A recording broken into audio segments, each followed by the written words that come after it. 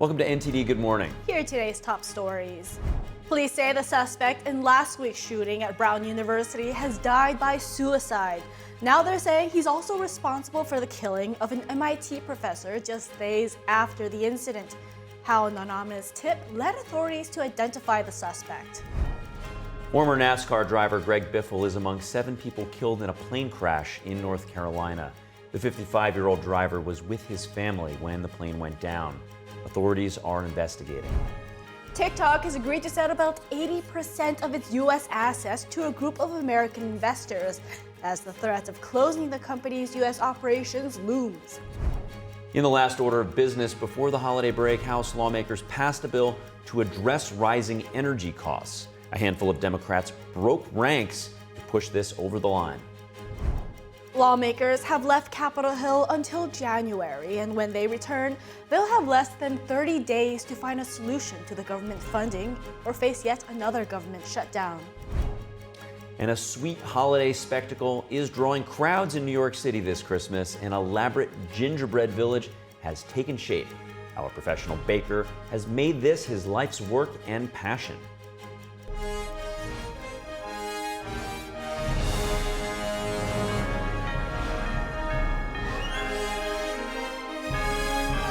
This is NTD Good Morning, live from our global headquarters in New York City. Here are Stephanie Cox and Carrie Dunst. Good morning. Thank you for joining us. I'm Alice Tang, in for Steph. Today is Friday, December 19th. This is NTD Good Morning. And today's top news, authorities say the suspect responsible for the deadly Brown University shooting is dead. And investigators also say he killed an MIT professor 2 days after the rampage at Brown. Here's the latest on that. Rhode Island's Attorney General said law enforcement late yesterday tracked Portuguese national Claudio Neves Valente to Salem, New Hampshire. He was the man suspected of killing 2 students at Brown University last Saturday. It was there, inside a storage unit, authorities say he took his own life with a gun. Providence Mayor Brett Smiley says the outcome means residents can finally be at ease. Tonight, our Providence neighbors can finally breathe a little easier. But I want to thank the people of Providence for stepping up and coming together during an extraordinarily difficult time. The AG's office says the suspect was formally charged before his death, with 2 counts of murder and 23 felony counts of assault and firearms offenses. Investigators also accuse him of killing Massachusetts Institute of Technology professor Nuno Loureiro 2 days after the rampage at Brown. Federal prosecutors say investigators are confident Neves Valente carried out both shootings. Law enforcement collectively believe that we have the person, that we identified the person, and that person is dead. Officials say Neves Valente had academic ties to both Brown University and the MIT professor, attending classes with Loureiro in Portugal from 1995 to 2000. Authorities say Neves Valente enrolled in a doctoral program at Brown, from which he later withdrew. Mayor Smiley credited the people of Providence, among others, with helping to find Neves Valente. But the people of Providence have done what we're best at. We've leaned on one another, come together and supported one another, and showed the nation what a tight-knit community looks like. Police say Neves Valente used his real name when renting a vehicle later found abandoned in New Hampshire. This was one of the clues that helped authorities identify him. So investigators identified the vehicle that he had rented in Boston and then drove to Rhode Island. And he was seen the vehicle was seen outside of Brown, and there was security footage that showed a person who resembled him. The Attorney General also said a key witness helped police review surveillance video and identify Neves Valente. According to police, the witness had several encounters with Neves Valente before the attack. He later posted on Reddit saying he recognized the person in images released by police. Other users encouraged him to tell the FBI, which he eventually says he did. Until then, authorities had not connected the vehicle to the suspected shooter. The motive for the attacks has not yet been made public. That is not information that we can share right now, but as soon as that information becomes available, we will share that with the public. And now, the suspect's immigration status is drawing national attention. Secretary of Homeland Security Kristi Noem says Neves Valente entered the U.S. through the Diversity Lottery Immigrant Visa Program in 2017 and was later granted a green card. Noem says she is now directing immigration services to pause the program on President Trump's orders. And 7 people have died, including former NASCAR driver Greg Biffle in a plane crash in North Carolina. The business jet went down yesterday at Statesville Regional Airport north of Charlotte. Flight tracking data shows the aircraft attempted to return shortly after takeoff amid severe weather. Officials confirmed Biffle and his immediate family were among the victims.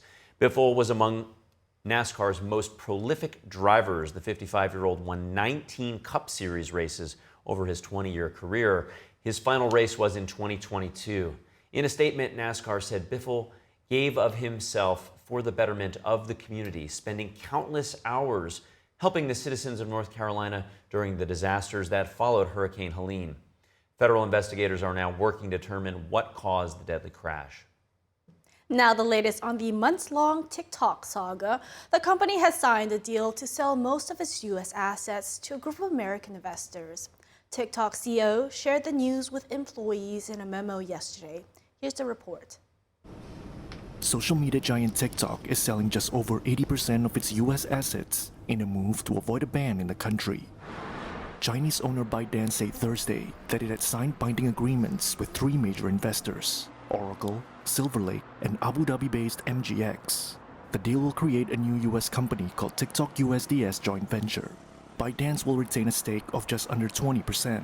The move is a big step to end years of worry about TikTok's future in the U.S. It had faced a ban from January this year under a law requiring it to divest its assets in the country over national security concerns. Donald Trump also tried to ban the app during his first term, but later became a fan, crediting it with helping him win last year's election. He opted to delay the January ban upon taking office this year. The deal's details align with a plan unveiled in September. In a memo to employees, TikTok said it would enable, quote, over 170 million Americans to continue discovering a world of endless possibilities as part of a vital global community. A jury finds a Wisconsin judge guilty for obstruction over a case involving an illegal immigrant. Hannah Dugan was accused of helping the man evade federal immigration agents outside her courtroom in April. NTD's Daniel Monahan has more on the verdict.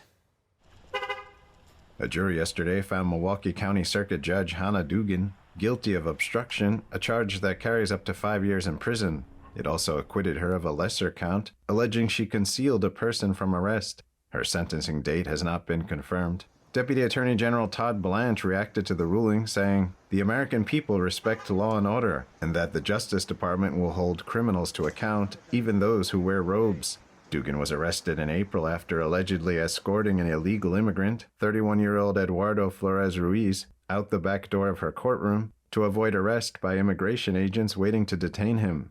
He was arrested in Milwaukee on March 12th over a battery incident and was later charged with misdemeanor counts of battery, domestic abuse, and causing physical harm. Following the incident, Dugan was suspended by Wisconsin Supreme Court and charged with obstructing a proceeding and concealing an individual to prevent his arrest. Protesters gathered last week outside the court to support Dugan. It's important to also, I think, make a presence here and let people know that ICE is not welcome in Milwaukee. So I think that's another reason we're out tonight. And of course, all the atrocities, the brutalities, the overreaches of our government. Trying to make a scapegoat her, because they want to have free reign. They want to be able to do whatever they want with ICE. ICE officers should not be in the courthouse. They shouldn't be in schools. FBI Director Kash Patel said back in April that Dugan's actions created increased danger for the public. Patel said he was thankful agents were able to chase down Flores Ruiz on foot. Daniel Monahan, NTD News. President Trump yesterday addressed the fresh November inflation numbers ahead of a rally today in Rocky Mount, North Carolina. Meanwhile, the Kennedy Center Board votes to honor Trump by adding his name to the venue. NTD's Washington correspondent Mari Otsu has more. The Bureau of Labor Statistics released that long-awaited Consumer Price Index report showing that inflation slowed to 2.7%, down from 3% in September, and that it's now the lowest that it's been in months since July. President Trump began his Wednesday night address to the nation saying that he inherited the worst inflation from his predecessor, and he reacts to the CPI like this. Watch. So the inflation numbers, they just came out today. What great timing. Practically no inflation. and yet we're taking in hundreds of billions of dollars. This comes as President Trump announces that troops will receive a $1,776 check before Christmas, which he says comes from tariff revenue. 1,450,000 military service members will receive a special, we call Warrior Dividend before Christmas, a Warrior Dividend. Now, as we enter the Christmas season some 250 years later, we are proud to provide 1776 with a whole new modern meaning for our joint force. Meanwhile, the Kennedy Center Board votes to rename Washington's leading performing arts center the Trump Kennedy Center. Well, I was honored by it. The board is a very distinguished board, most distinguished people in the country.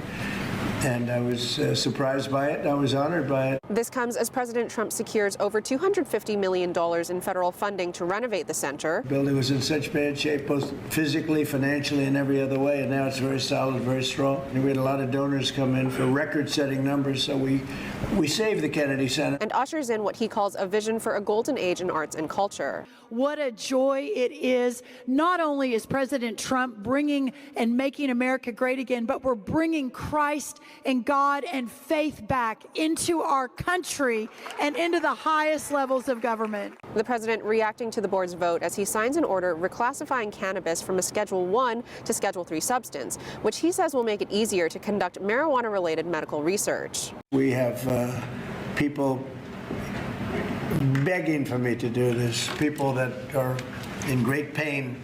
President Trump also signed an executive order declaring Christmas Eve and the day after Christmas federal holidays this year, which gives most federal employees 2 extra paid days off around Christmas. And because Christmas falls on a Thursday, this creates a 5-day weekend for most federal workers in executive agencies. And President Trump is expected to take his administration's messaging to a rally in Rocky Mount, North Carolina. He says to expect a speech not unlike his address to the nation when he touted his economic agenda and successes in securing the border. The Senate has advanced a large batch of President Trump's nominees as one of its final actions before the holiday break. We have a total of 97 confirmations, largely passed along party lines, and filled dozens of vacancies across the federal government. These include assistant and undersecretaries, U.S. attorneys, and ambassadors. Now, the move brings the number of Trump's confirmed nominees to 417. Majority Leader John Thune said every president needs to have his team in place to do the job that the American people elected him to do.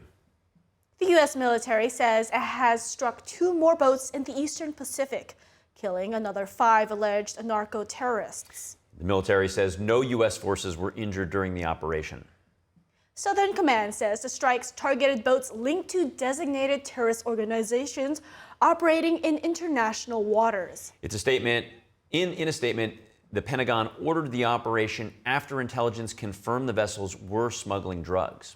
The strikes were part of Operation Southern Spear, under which American forces have already struck dozens of alleged narco-terror boats in the Caribbean and Eastern Pacific. It was expanded after the State Department labeled several cartels foreign terrorist organizations. Now, the designation allows the military to strike suspected vessels in order to protect national security. Australia has announced a new gun buyback scheme in the wake of the deadly Hanukkah shooting that killed and left 15 people dead. Yeah, Australian Prime Minister Albanese yesterday said the scheme is the nation's largest in 30 years. There are now more than 4 million firearms in Australia, more than at the time of the Port Arthur massacre, nearly 30 years ago. The government will introduce legislation to support the funding of this buyback scheme and meet the costs on a 50-50 basis with states and territories. We expect hundreds of thousands of firearms will be collected and destroyed through this scheme. Police say one of the suspects, Shadid Akram, was illegal possession of 6 guns and had a firearm license. The buyback would be similar to gun reforms introduced soon after the massacre in 1996 in Australia's island state of Tasmania, when a lone gunman killed 35 people. New South Wales Premier Chris Minns said yesterday the government would restrict the authorization of public assemblies during high-risk times, like when there is a terrorist event. Police said yesterday they had intercepted 2 cars and detained 7 men in Sydney after receiving information that a violent act was possibly being planned. Hundreds of surfers and swimmers paddled out into the water on Bondi Beach to honor the 15 victims of Sunday's shooting, and residents held a funeral for the youngest victim, a 10-year-old girl, yesterday. Healthcare remains the main battlefront in Congress, with Republicans fearing the current system is full of fraud, driving up the cost for everyone. We're going to speak with the president of Paragon Health Institute for analysis. In the last order of business before the holiday break, House lawmakers passed a bill to address rising energy costs. A handful of Democrats broke ranks to push it over the finish line. We'll be back with that after this break. Great to have you back. More than 70 members of Tren Aragua gang are facing charges. The Department of Justice yesterday announced the indictments in a nationwide crackdown on the foreign terrorist organization.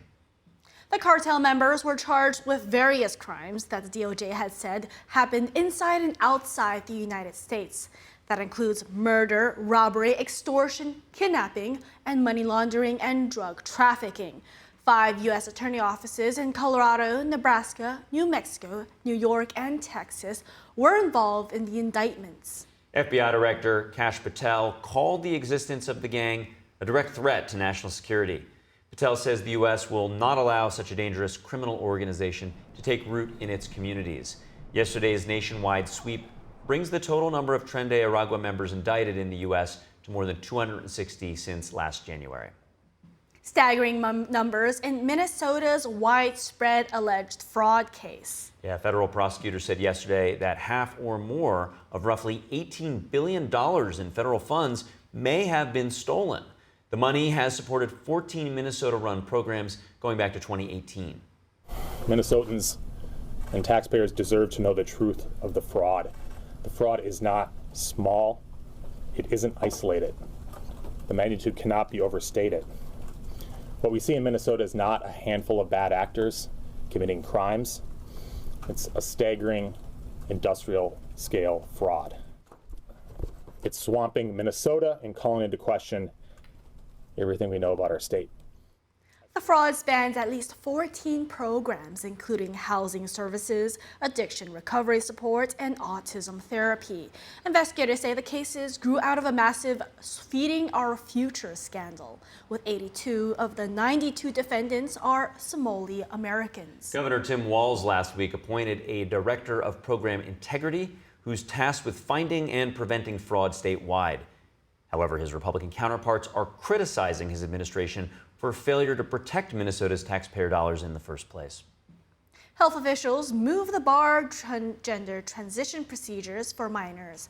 Health Secretary Robert F. Kennedy Jr. says hospitals could lose Medicare and Medicaid funding if they're not in compliance. Yeah, barring it goes from the department moving to reverse the previous administration's attempt to classify gender dysphoria as a disability. NTD correspondent Jason Blair reports.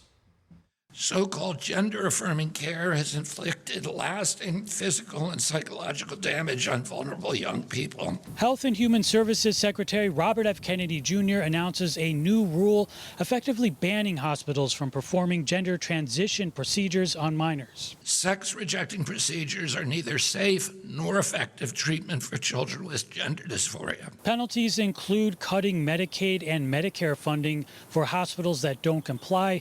A second rule prohibits Medicaid money from funding these procedures. Kennedy also announces that the HHS is removing gender dysphoria from being classified as a disability. The Biden-era amendments that designated gender dysphoria as a disability serve the commercial interest of a predatory, multi-billion-dollar industry that betrayed the original intention of those laws. FDA Commissioner Marty McCary says that the FDA also sent a warning letter to 12 manufacturers and retailers for, quote, illegal marketing of breast binders for children for the purpose of treating gender dysphoria. Breast binders are a Class 1 medical device with legitimate medical users, such as being used by women after breast cancer surgery. And these binders are not benign. Long-term usage has been associated with pain, compromised lung function from atelectasis collapse, and even difficulty breastfeeding later in life. DHHS says that from 2016 to 2019, the amount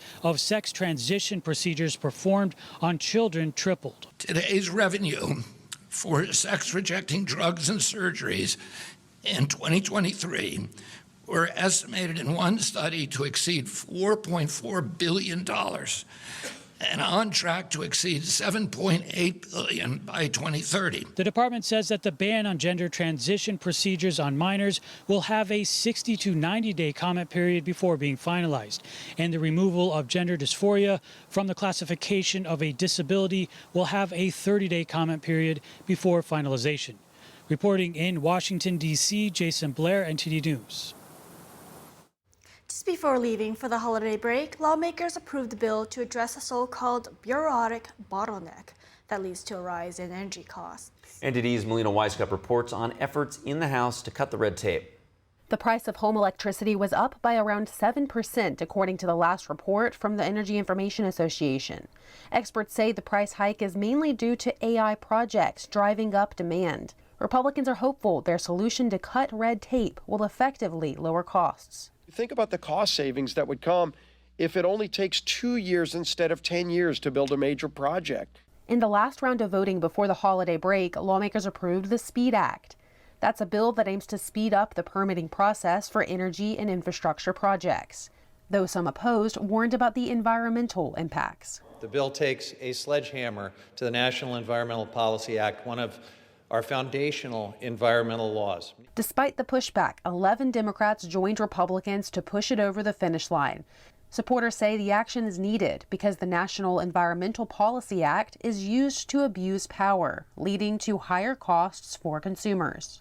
There's a reason everybody's utility bills are up, energy costs are high. It's because we constrained the ability of our states, our communities, businesses to be able to create and provide the ability for us to have power without getting hamstrung into decades-long disputes and fights, going through all of the back channels of a maze of bureaucracy. The bill is now awaiting Senate action, where it's unlikely to get the handful of Democrat votes needed to make it to the president's desk. Lawmakers have left Capitol Hill for the holiday break without agreeing on government funding or health care.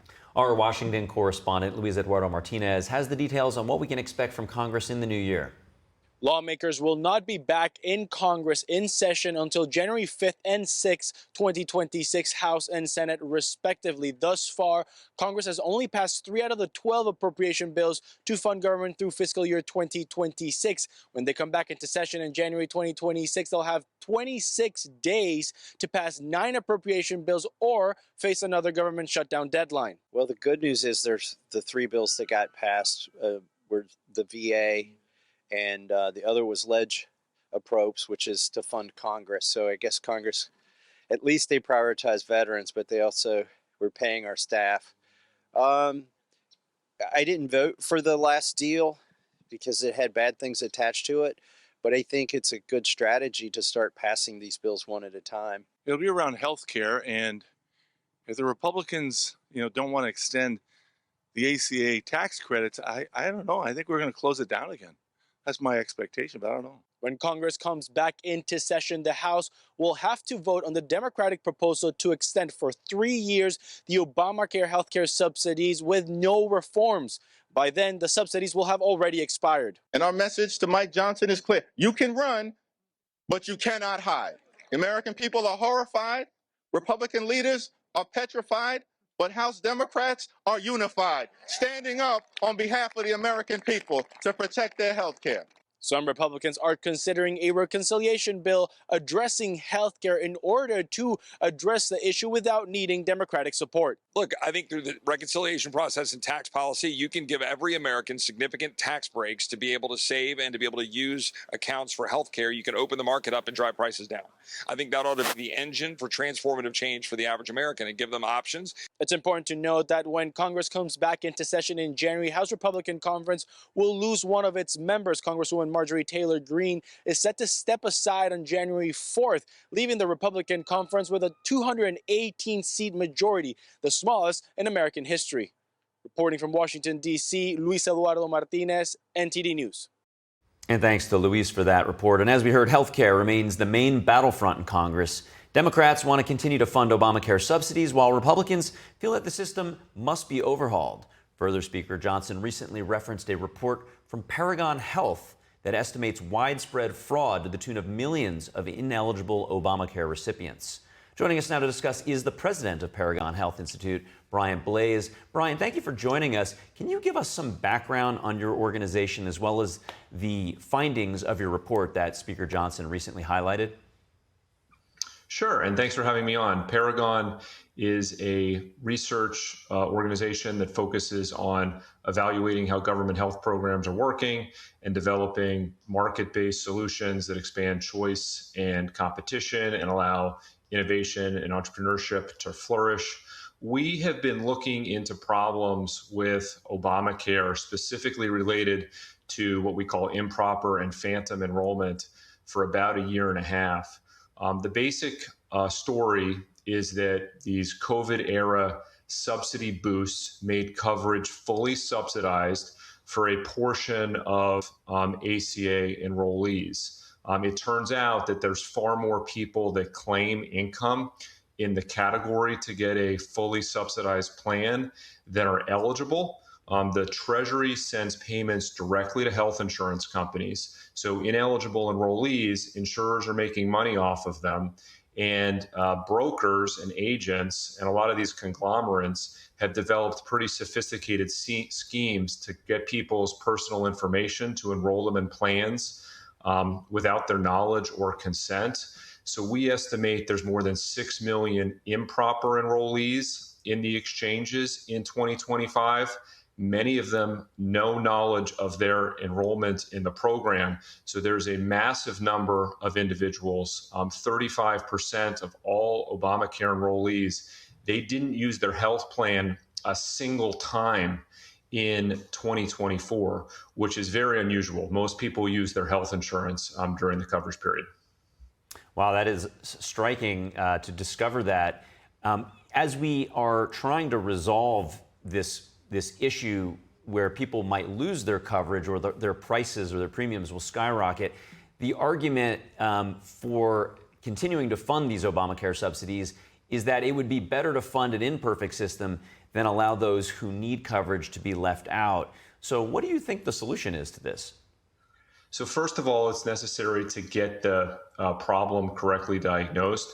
The underlying Obamacare subsidies are very large, and they continue after this year. What was set to expire are these COVID-era subsidy boosts. So next year, the typical enrollee is still going to receive a government subsidy that covers at least 80% of the premium. So the taxpayer assistance for Obamacare remains very large. At issue are these expanded COVID-era subsidies. These are the ones that have driven a lot of fraud, a lot of inflation in the market. I think those expanded subsidies should expire after this year. That will incentivize insurers to design products that people actually value with their own money. We've seen the House and Senate both pass legislation over the last 2 weeks that would expand additional options and that would include some reforms within Obamacare to lower prices. I think there's a lot to like about what Republicans passed out of the Senate and House over the last 2 weeks. And I think that the complexities of the health insurance market, the pricing systems, you get a bill and, the rack rate is this, but the actual price that insurance pays is that, is very confusing. And so when people just hear headlines about how the Republicans, don't want to allow these subsidies to continue, they think that, the Republicans are against providing health care for those that are in need. So can you go a level deeper just to help people understand, because you had said, 80% is already covered, and that's not something that really comes through in the headlines. Maybe you could just put it in perspective for people who are worried that people who do need health care are going to lose their access. Yeah, so I think there a lot of misleading information has permeated the debate. And an impression has been given that all the taxpayer assistance from Obamacare is expiring, and that is a lie. The taxpayer assistance will continue to remain very robust. And like I said, the vast majority of the cost of the premiums is going to be paid by the federal taxpayer. Fundamentally, Obamacare significantly increased the price of health insurance. It was because of Obamacare's underlying regulations that required insurance cover more benefits and had significant restrictions in the way that it was priced that increased overall premiums, that there needed to be large subsidies. Those large subsidies were made, I think, irresponsibly large during the pandemic. They were set to expire after 2025. What we need to do is address the fundamental problems within the healthcare sector. We need more price transparency. We enroll individuals, families, they need more options, and they need more control. So the president has been very firm in his view that we need to take a lot of this government assistance and rather than send it directly to health insurance companies, send it to individual patients. I think that's an important reform because we need patients to be in control and we need the healthcare sector to respond to patients and families' needs rather than just continuing to pump money into a system that is very inefficient and very ineffective for many Americans. We appreciate your analysis this morning, and certainly an issue that both sides certainly want to see solutions to. How we get there, I think, is the thing that people are trying to come to grips with. Appreciate you adding some context and light to it. Brian Blaze, thank you. Thank you. Coming up, tens of thousands of people flock to Phoenix, Arizona, as Turning Point USA kicks off its America Fest 2025 for the first time without its founder, Charlie Kirk. Welcome back to NTD Good Morning. I'm Carrie Dunst. If you're just joining us now, here are some of today's top headlines. Authorities say the suspect behind the deadly Brown University shooting is dead after a self-inflicted gunshot wound in New Hampshire. Officials say he is also responsible for the killing of an MIT professor just 2 days after his rampage at Brown. The case is drawing national attention to immigration policy after officials confirmed the suspect entered the U.S. through the diversity visa program. And social media giant TikTok is selling over 80% of its U.S. assets to avoid a looming ban in the U.S. TikTok's parent company ByteDance said yesterday that it signed agreements with 3 major investors, Oracle, Silver Lake, and MGX, based in Abu Dhabi. The deal would create a new U.S. company called TikTok USDS Joint Venture. ByteDance will retain a stake of just under 20%. And 7 people, including retired NASCAR driver Greg Biffle, were killed when a business jet crashed in North Carolina. The plane went down yesterday at Statesville Regional Airport after attempting to return shortly after takeoff in severe weather. Officials say Biffle and his immediate family were among the victims, and investigators are now working to determine what caused the crash. And lawmakers have left Capitol Hill for the holiday break without an agreement on government funding or on health care. When the House returns on January 5th and the Senate on January 6th, they're going to need to pass 9 out of 12 appropriation bills in the following 26 days to avoid a government shutdown through the fiscal year. The House will also be voting on the Democratic proposal to extend the Obamacare health care subsidies, and that's after they have already expired. Those are this morning's top headlines. With that, Alice, over to you. Thanks for a recap, Carrie. Next, we have Turning Point USA hosting America Fest 2025 in Phoenix, Arizona for the first time without its founder, Charlie Kirk. NTD's Chris Bob was there in Arizona. Let's take a look. I'm here in Phoenix, Arizona, where Turning Point USA kicked off America Fest 2025 today. Tens of thousands of young conservatives have gathered from all across the country to the largest organizational event of Turning Point USA. It is their first major conference without their founder, Charlie Kirk, who was tragically assassinated in September while speaking at a campus event in Utah. Erica Kirk, Charlie's widow and now the CEO of Turning Point USA, opened the event. She honored her husband's legacy. She highlighted the growth that Turning Point has seen in recent months. Other speakers included Ben Shapiro, Michael Knowles, and Tucker Carlson, speaking to an enthusiastic crowd, again, of tens of thousands of young people. Here's some clips. Charlie wasn't just a speaker. He wasn't just a political thinker. He wasn't just a thought leader. Again, he was a bridge. He was a pathway. He was a connection point to generations. He was a pathway and connection point to communication, to inner politics. And he also looked at a generation that has been mocked, that has been dismissed, that has been discouraged, and told them, you matter, Your ideas matter, your decisions matter, and he would say this country is still worth defending and still worth sacrificing for. He believed disagreement was something not to be canceled. It was something to confront with clarity, courage, and grace. And Charlie loved truth way more than conformity. So this weekend for me personally is laced with nostalgia and it's laced with hope. But deeper than that, it's about carrying forward what Charlie built and ultimately what he gave his life for. And I've said it before and I'll say it again, the mission didn't end with Charlie's life. It's being lived out through each and every one of you in your own way. The event continues over the next 3 days with high-profile speakers, including Dr. Ben Carson, Megyn Kelly, Jack Posobiec, Greg Gutfeld, Glenn Beck, Steve Bannon, Riley Gaines, and so many more, along with administration officials such as the D&I Director Tulsi Gabbard, Transportation Secretary Sean Duffy, and Border Czar Tom Homan. The conference builds into a grand finale on Sunday when Vice President J.D. Vance delivers the closing keynote address. We'll continue to cover all of this happening here live in Phoenix, Arizona. Stay tuned. From NTD, I'm Chris Bopp. Thanks to Chris for that report. And plans for America's 250th birthday celebration are already underway. The Freedom 250 initiative says it will reignite the pioneering spirit and triumph that defines America. We have NTD's David Lamb with more on what to expect in 2026. Americans are expecting an epic celebration of the nation's 250th birthday in 2026. President Trump launched the Freedom 250 initiative on Thursday. It's the national nonpartisan organization leading the celebration.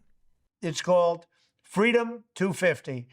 Working with states, companies, and organizations across the country, we will renew the patriotism, pride, and pioneering spirit of America. There's currently a Freedom 250 Trail to Independence tour to explore American history taking place through May of next year. Freedom 250 has announced a list of upcoming signature moments and events. We can expect the following. From December 31st through January 5th, the iconic Washington Monument will be illuminated to kick off the new year. And next spring, we will host a major prayer event on the National Mall to rededicate our country as one nation under God. On May 25th, Freedom 250 will unite with the Spirit of America Parade to honor fallen soldiers for Memorial Day. From June 25th through July 10th, the Great American State Fair will transform the National Mall with food and culture from all 50 states. A landmark 4th of July event will feature a major address by the president, a military flyover, and a fireworks finale. In the fall, we will host the first ever Patriot Games, an unprecedented 4-day athletic event featuring the greatest high school athletes, one young man and one young woman from each state and territory. But I promise there will be no men playing in women's sports. You're not going to see that. And on Flag Day in June, a historic one-of-a-kind UFC event will take place at the White House. According to the Freedom 250 website, the initiative will help build the golden age of opportunity for the next 250 years. David Lamb, NTD News. And coming up, New York City is officially counting down to the ball drop with the unveiling of the 2026 Numerals in Times Square. Stay with us. We're going to be right back with that.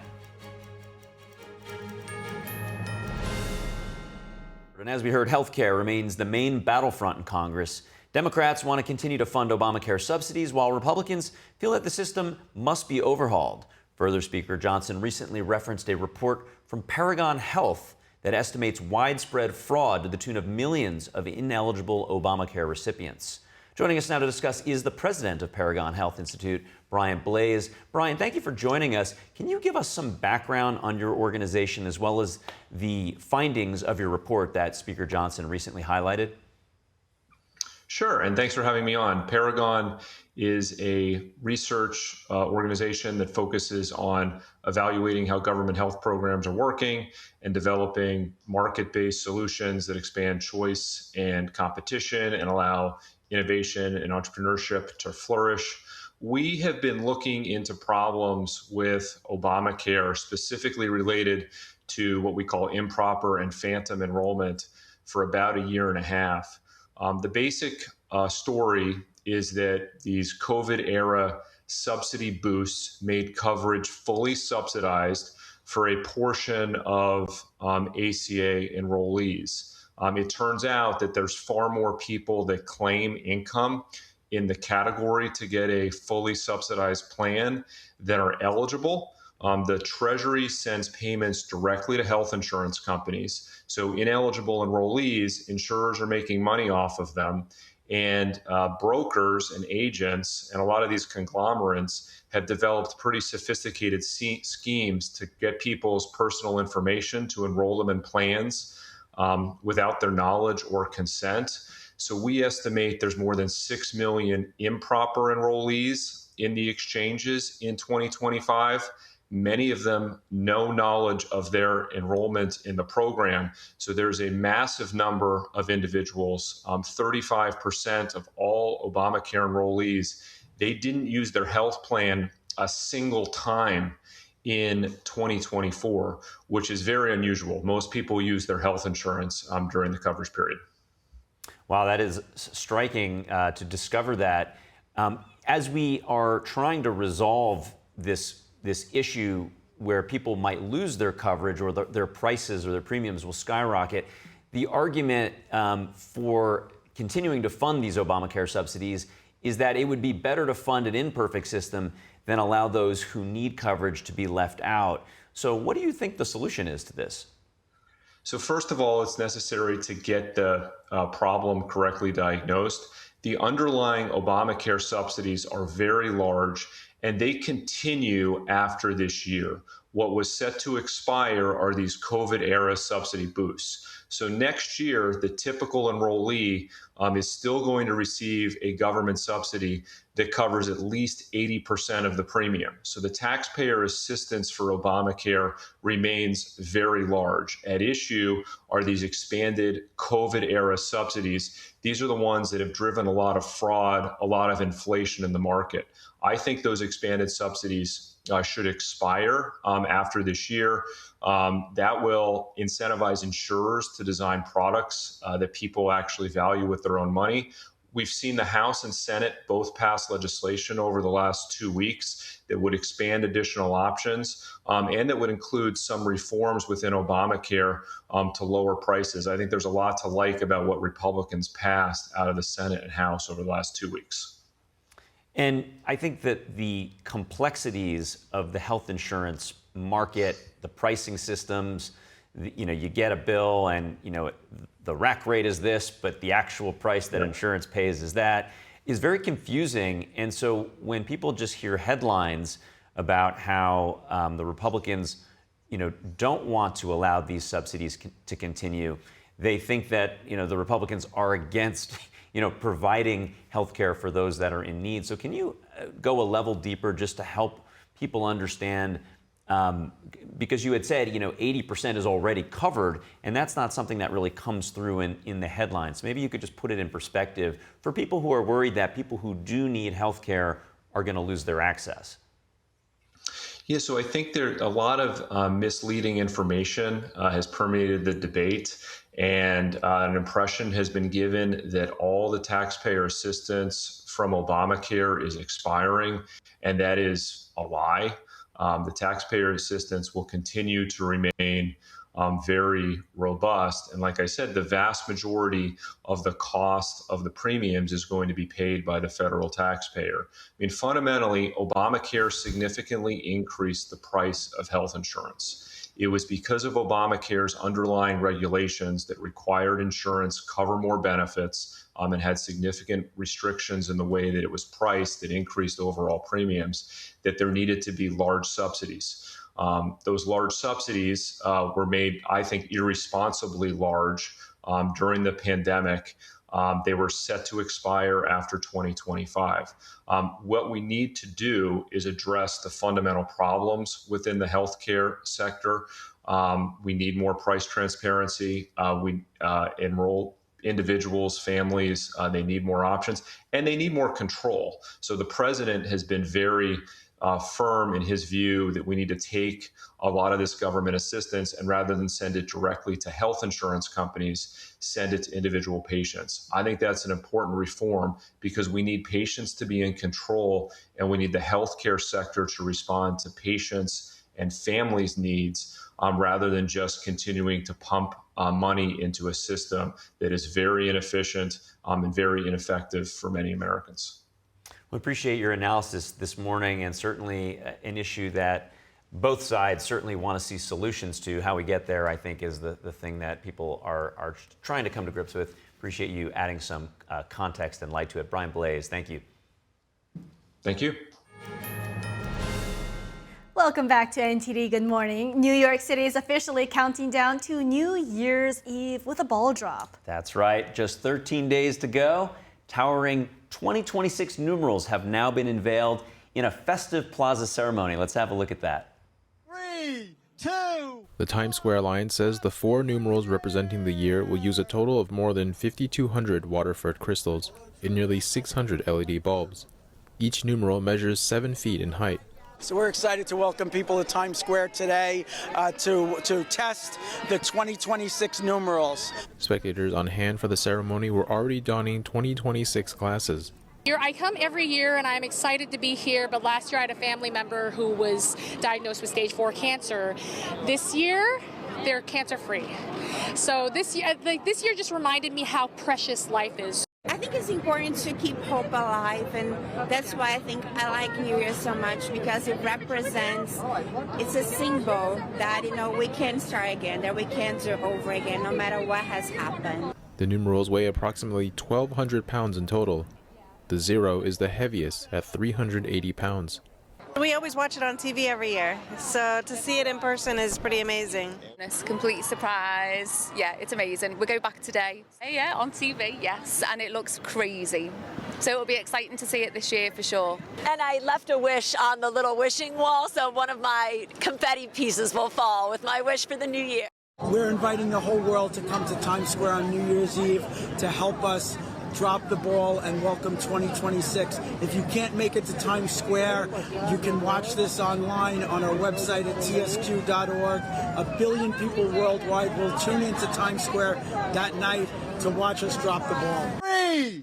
The numbers will be raised atop 1 Times Square and will light up at midnight on January 1st, 2026.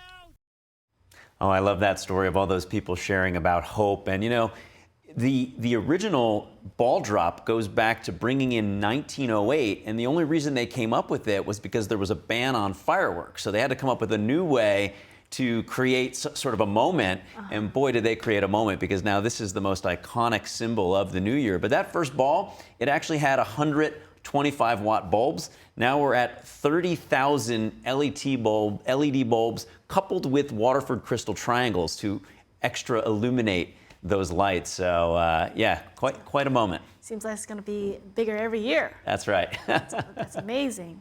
That's amazing. Now, 'tis the season in New York City, and at the Starlight Lehigh building in Manhattan, the holidays are looking especially sweet. Gingerbread Lane has returned, and it's a winter wonderland, of course, made entirely of cookies, candy, and frosting. Delicious. I make all these houses here in New York City, my house in Queens, and we actually have these exhibits all over the country, and I make every single one of these houses in the basement of my New York City Archie Bunker style home.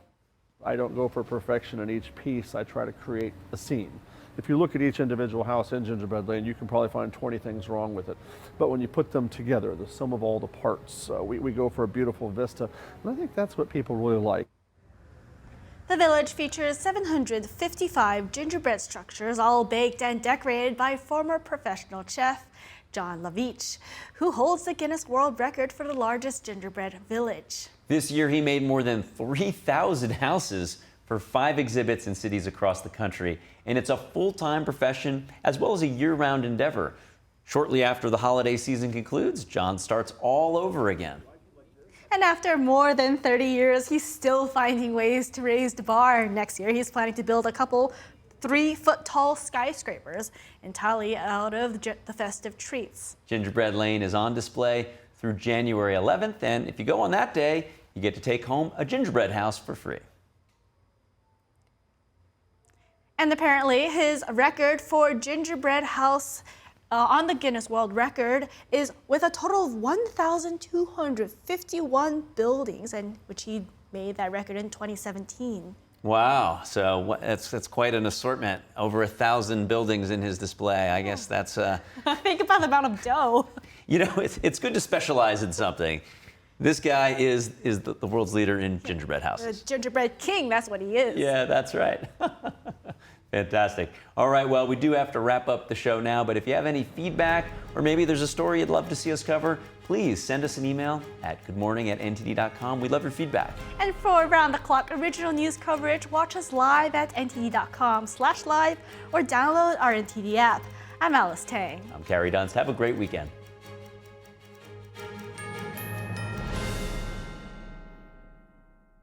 Don't miss our special coverage of Turning Point's biggest event of the year, America Fest 2025. This is the greatest nation on earth. Thousands of students expected to attend the 4-day event, joined by some of the most influential voices in the conservative movement, all to honor Charlie Kirk and the principles he stood for. Watch our special coverage of the convention and our on-the-ground editions of NTD Evening News with Tiffany Meyer at 6 p.m. Eastern and Capitol Report with Steve Lance at 7. Turning Point USA, America Fest 2025, this Thursday through Sunday on NTD.